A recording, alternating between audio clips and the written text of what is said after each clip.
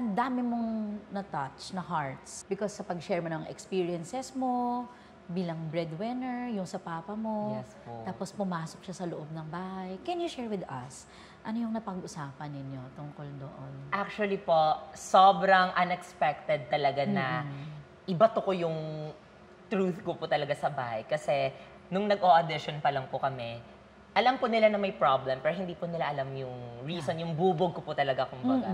Tapos, habang andun ka po kasi talaga sa bahay, ewan ko, may something po talaga na sobrang makakalimutan mo na aware ka na may mga cameras.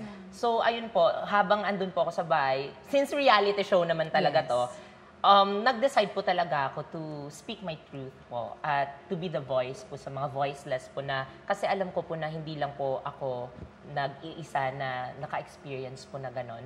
Kaya gusto ko po na somehow na sana sa decision ko is merong ma-change na perspective po or may progress man po na makita din po yung mga struggles ng mga breadwinners po na kagaya po namin. Kaya ayun, kabado po talaga ako right after nag-share po ako nung thoughts ko po kasi sinasabihan ko sila, Charlie, that time na what if ma-divide yung tao, what if sobrang daming opinions kasi magkakos na naman ng anything sa pamilya ko, ganyan.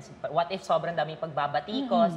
Pero yung ginawa ko lang po talaga that time, nag-pray lang po talaga ako na sana hindi ako ma-misunderstood ng mga thoughts, sana gets din nila yung side ko. Kasi somehow, may mga pagkukulang din po ako sa parents ko. At ayun po, sobrang ganda ng mga pangyayari kasi nung pumasok na po ulit si Papa, ay nag-explain po siya sa akin na meron din po siyang mga pagkukulang at may na-realize po siya. After po nung napanood niya po na yon ay he talked to the priest, nagsisimba siya, tapos sobrang binabalikan siya ng pamilya niya. Kasi sobrang dami niyang natatanggap po ng mga negativities, pero sobrang grateful din niya. At the same time, kasi yun po yung naging tulay para magkabalikan po yung mga pamilya namin.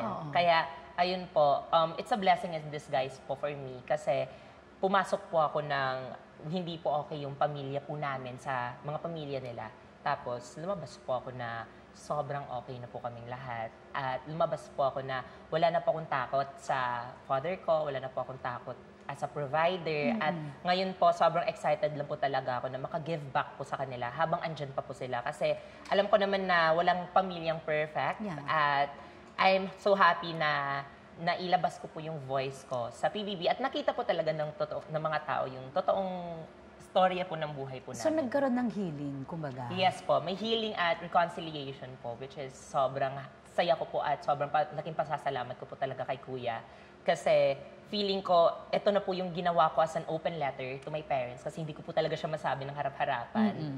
Naging duwag po ako kasi hindi ko po siya sinabi sa personal sa kanila. Pero at the same time, ginrab ko po talaga yung opportunity na yon kasi gusto ko po, feeling ko yun lang yung way para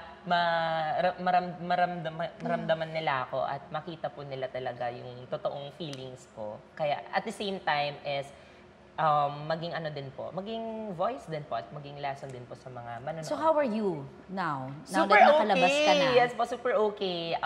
Sobrang excited na po ako na ma-claim ko yung cash prize kasi bibigay ko lang sa kanila. Yes.